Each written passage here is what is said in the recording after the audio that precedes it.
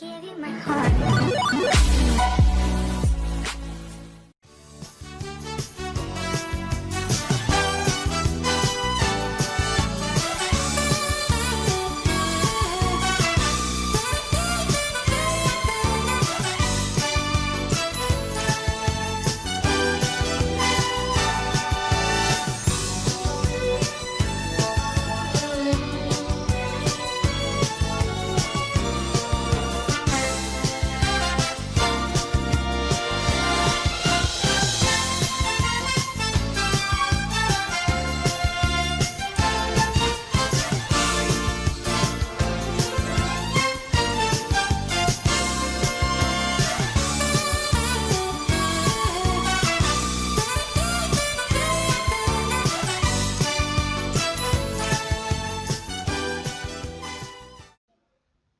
Shalom, saudara-saudara dimanapun berada, kembali lagi bersama saya, Samuel Risa Smith Batubara.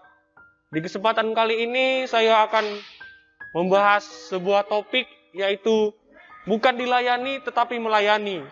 Yang terdapat di dalam kitab Injil Matius, pasal 20, ayat yang ke-20 sampai yang ke-28.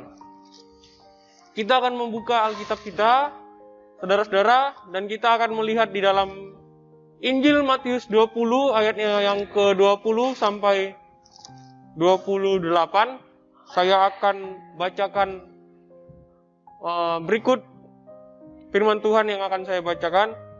Maka datanglah ibu anak-anak Zebedeus serta anak-anaknya itu kepada Yesus, lalu sujud di hadapannya untuk meminta sesuatu kepadanya. Ayat 21, kata Yesus, "Apa yang kau kehendaki?" Jawabnya, "Berilah perintah supaya kedua anakku ini boleh duduk kelak di dalam kerajaanmu, yang seorang di sebelah kanan dan yang seorang di sebelah kiri." Nah, ayat yang ke-22, tetapi Yesus menjawab, katanya, "Kamu tidak tahu apa yang kamu minta. Dapatkah kamu meminum cawan yang harus kuminum?" Kata mereka padanya, "Kami dapat." Yesus berkata kepada mereka, "Cawanku memang akan kamu minum, tetapi hal duduk di sebelah kananku atau di sebelah kiriku, aku tidak berhak memberikannya. Itu akan diberikan kepada orang-orang bagi siapa Bapakku telah menyediakannya." Nah, mendengar itu marahlah ke-10 murid yang lain kepada kedua saudara itu. Tetapi Yesus memanggil mereka lalu berkata, "Kamu tahu bahwa pemerintah-pemerintah bangsa-bangsa memerintah rakyatnya dengan tangan besi, dan pembesar-pembesar menjalankan kuasanya dengan keras atas mereka." Ayat ke-26, saudara-saudara, "Tidaklah demikian di antara kamu, barang siapa ingin menjadi besar di antara kamu, hendaklah ia menjadi pelayanmu." Ayat yang ke-27, "Dan barang siapa ingin menjadi terkemuka di antara kamu, hendaklah ia menjadi hambamu. Sama seperti anak manusia datang bukan untuk dilayani, melainkan untuk melayani dan untuk memberikan nyawanya bagi tebusan bagi banyak orang." Menjadi tebusan bagi banyak orang. Nah, yang mau saya bagikan kepada saudara-saudara dimanapun berada, yang pertama, prinsip dilayani adalah permintaan yang tidak kita ketahui. Nah, seringkali orang-orang berpikiran tangan kanan, tangan kiri. Nah, sama dengan kedudukan. Memang kedudukan di dalam kehidupan kita ini sangat penting.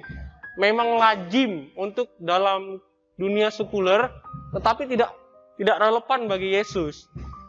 Nah, posisi sebelah kanan atau seperti kiri, di posisi kanan atau di posisi kiri, seperti penjahat disalib Yesus, menderita dan mati bagi Yesus.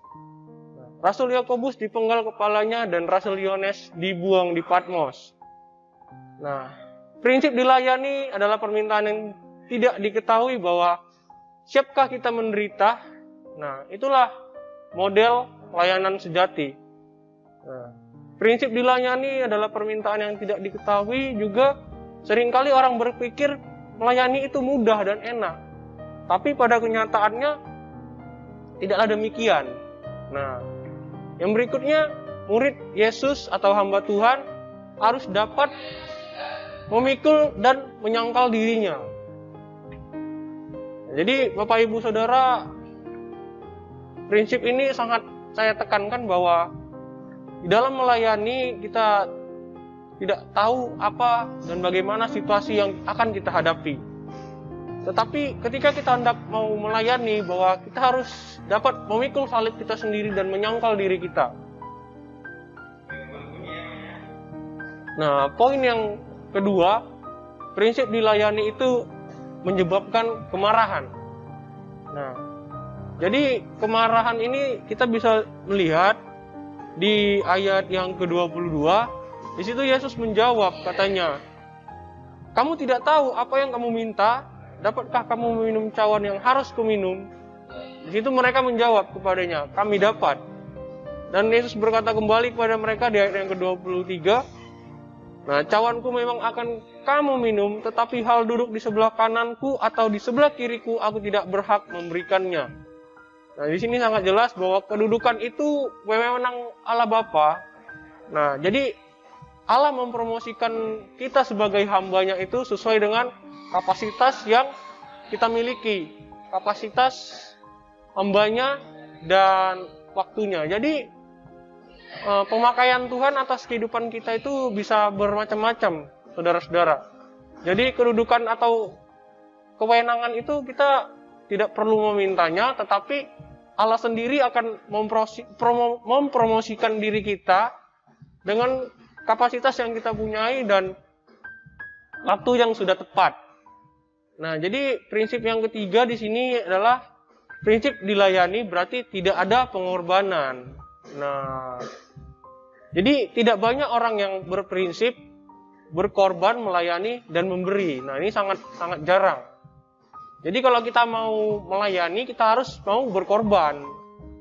Ketika kita mau melayani, kita harus juga mau memberi. Nah, kalau perlu orang lain atau gereja lain yang membutuhkan gitu. Jadi kita nggak hanya di lingkungan kita aja, saudara-saudara. Jadi kita harus bergerak keluar, menjangkau orang-orang yang belum mempercayai Yesus, agar apa? Agar mereka juga dapat menerima Injil atau dapat menerima kabar baik, kabar kebenaran, dan akhirnya mereka juga dapat diselamatkan.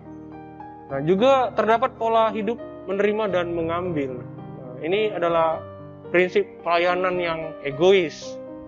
Nah, ini merupakan kepribadian yang masih dibilang kanak-kanak. Nah, banyak orang bertanya, mengapa harus melayani? Nah, ini poin terakhir sebagai aplikasi. Mengapa kita harus melayani? Karena menunjukkan kemampuan dan kapasitas untuk melayani. Nah, jadi kita melayani bukan karena kemampuan, tapi di situ juga kita harus menunjukkan bahwa kita mempunyai kemampuan. Tapi kita harus kembali lagi bahwa kemampuan yang kita miliki, kemampuan yang kita punyai, itu semua berasal dari Tuhan. Nah, jangan kita membawa kemampuan kita ini menjadi suatu kesombongan gitu untuk melayani. Nah, kemampuan dan kapasitas yang kita miliki sekarang itu kita harus kembangkan agar juga menjadi berkat bagi orang lain. Nah, yang poin yang berikutnya menunjukkan kedewasaan rohani. Nah, sebagai orang percaya kita harus menjadi teladan bagi orang lain, seperti itu. Nah, seperti Kristus yang melayani dengan motivasi yang tulus juga. Nah, apa prinsip kita, apa motivasi kita dalam melayani? Apakah hanya untuk mencari ketenaran, mencari uang? Tapi prinsip kita dalam melayani adalah seperti Kristus yang sudah melayani banyak orang, menyembuhkan banyak orang. Dia memiliki motivasi yang tulus. Jadi, Bapak Ibu Saudara, perlu diketahui bahwa dalam melayani kita harus memiliki motivasi yang tulus. Nah, demikianlah yang dapat saya sampaikan dalam kesempatan kali ini. Kiranya dapat menjadi berkat bagi saudara-saudara dimanapun berada. Dan jangan lupa untuk membagikan berkat ini kepada orang lain agar orang lain juga dapat terberkati. Terima kasih. Shalom.